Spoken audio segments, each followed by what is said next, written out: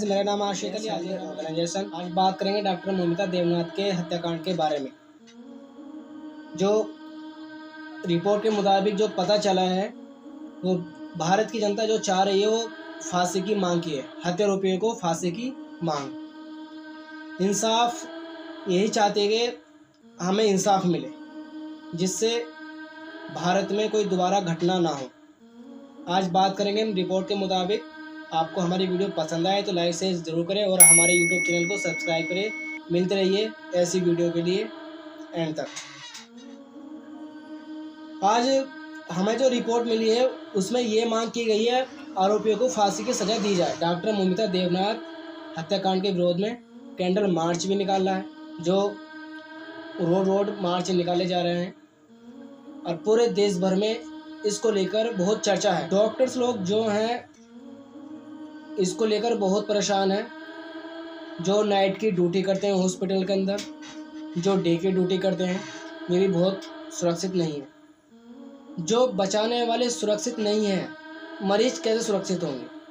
Public ने ये भी मांग की है सरकार से, कोई प्राइवेट अस्पताल हो चाहे सरकारी अस्पताल, नर्स हो या डॉक्टर हो, उनके लिए एक सेफ्टी दी जाए।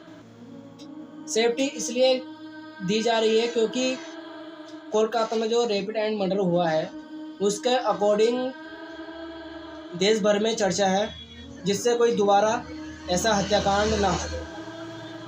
ये केस जो है दिल दहलाने वाला केस है जो हिंदुस्तान के अंदर हुआ है।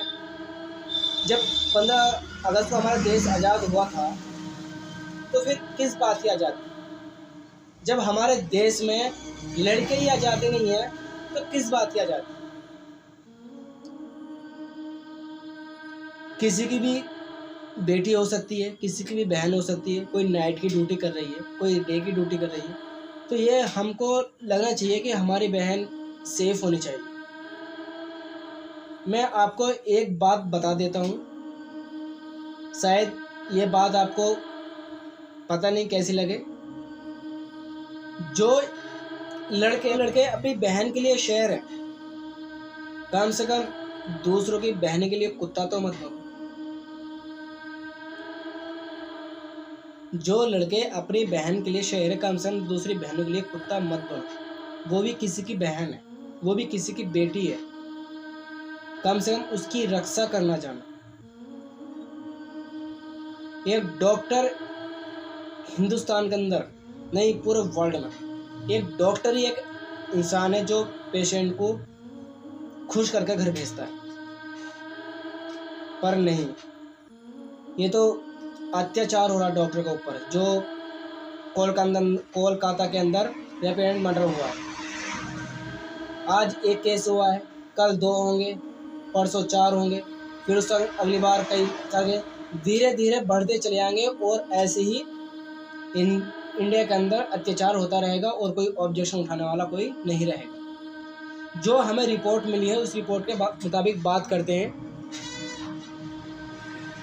डॉक्टर मोमिता देवनाथ हत्याकांड के विरोध में कैंडल मार्च, सहरसा में सैकड़ों चिकित्सक हुए शामिल। हत्यारोपी को फांसी देने की मांग की है। जो हत्यारोपी है उनको फांसी देने की मांग की है। मांग इसलिए की जा रही है क्योंकि भारत के अंदर ऐसी कोई दोबारा घटना ना हो। अगर उन्हें हत्यारोपी को सजा नहीं दी गई, उनकी और हिम्मत बन जाएगी। सहरसा में मंगलवार को शाम कोलकाता में हुए डॉक्टर मोमिता देवनाथ की नृशंस हत्या को लेकर आईएम के सभी डॉक्टर को कैंडल जुलूस निकालकर विरोध प्रदर्शन किया। सब डॉक्टरों ने मिलकर एक जुलूस निकाला, कैंडल मार्च। सब यही चाहते हैं कि इंसाफ मिले।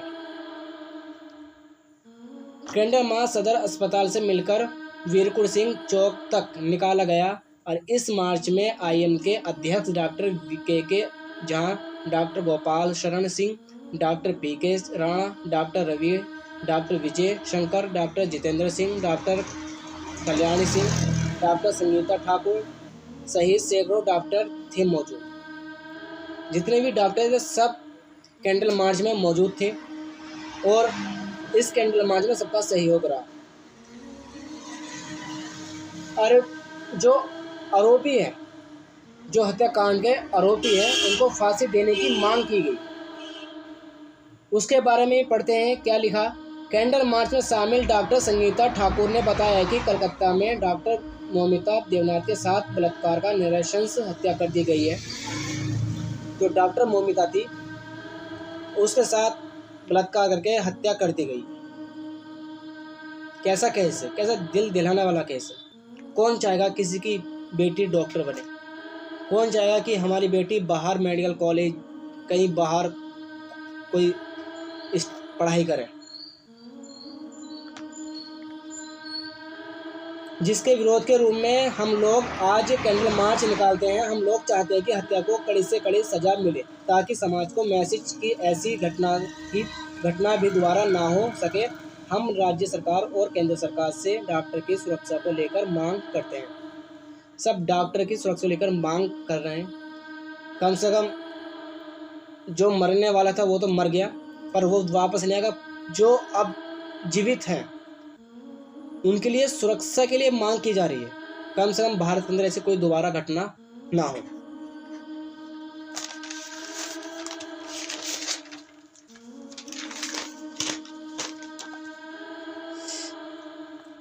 आगे जांच, जब पुलिस से कुछ नहीं हुआ तो आगे जांच सीबीआई को सौंप दी गई। पब्लिक की एक आस है जो सीबीआई पर सौंप दी गई है। सीबीआई क्या करती है इस जांच में देखते हैं। सीबीआई से निष्पक्ष जांच की मांग की। डॉक्टर जितेंद्र सिंह ने बताया कि नृशंस हत्या के विरोध में हम लोग पूरे राष्ट्रीय स्तर पर इसका विरोध जता रहे हैं। केंद्र सरकार और राज्य सरकार को हम मांग करते हैं कि हम लोगों को पूरी सेफ्टी दे और सुविधा दे और ऐसा कानून राष्ट्रीय स्तर पर बने जिससे सारी सरकारी अस्पताल और प्राइवेट अस्पताल सुरक्षित रहे। ये केस जो हुआ कोलकाता के अंदर, सब दिल दहलाने वाला केस था। सब सेफ्टी मांग रहे हैं जिससे हम लोग पीड़ित और गरीब मरीज का निष्पक्ष रूप से और भय मुक्त वातावरण और शांतिपूर्वक माहौल में सेवा कर सकें। और उन्होंने कहा कि माननीय उच्च न्यायालय को धन्यवाद देते हैं जिन्होंने सीबीआई को इस हत्यारोप को लेकर जांच का आदेश दिया।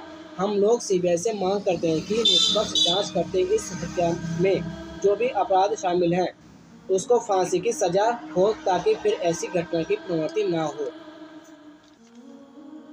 सीबीआई से यही मांग की गई है, निष्पक्ष जो हत्यारोपी थे उन्हें फांसी की सजा दी जाए जो ताकि दोबारा ऐसी हरकत ना हो। जब पुलिस से कुछ नहीं हुआ तो हाई कोर्ट ने यह केस सीबीआई को सौंपा, जिनकी पब्लिक की आस है सीबीआई कुछ करे। अगर इस केस को लेकर अगर कुछ नहीं हुआ तो भारत के अंदर अत्याचार बढ़ता रहेगा और कोई सुरक्षित नहीं रहेगा। मौमिता देवनाथ के बारे में जो हत्याकांड हुआ है, रेप एंड मर्डर कोलकाता के अंदर, इसको लेकर पूरे देश में चर्चा हो रहा है। सबको इस टाइम डर है, क्या करना चाहिए क्या नहीं करना चाहिए, क्या कोई अपनी बेटी के लिए ऐसा फैसला ले। जब बेटी ही सुरक्षित नहीं है तो कहाँ गया देश आजाद? किस चीज़ का देश आजाद? जब हमारे देश में बेटी ही सुरक्षित नहीं है तो किस चीज़ का देश आजाद? मैं आपको एक कहानी बताता हूँ, इंटरेस्टिंग है।